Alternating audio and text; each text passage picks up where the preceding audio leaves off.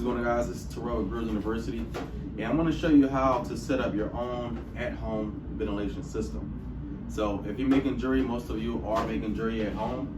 I'm going to show you exactly how you do it for yourself, to where though you can ventilate your house, to where though you can make your grills and jewelry in home, but not have to worry about most of the smoke and all that burning smell when it comes to casting. You're going to need your ventilation fan, and you can find this at Lowe's, Home Depot.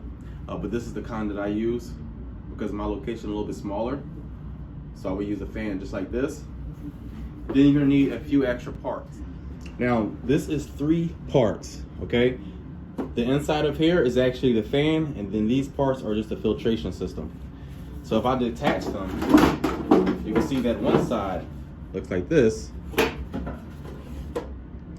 And this is the side that I allow to suck from the kiln and then push the air out.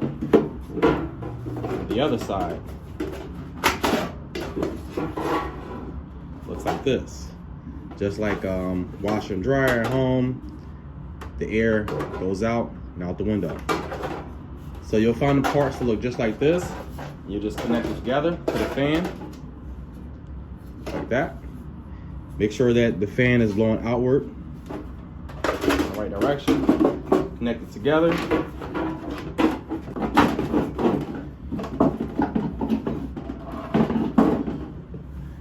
Voila. Now all you do is stick this in your window, close the window halfway, and then prop something in the window along with it so it doesn't fall. And just put it right over top of your kiln.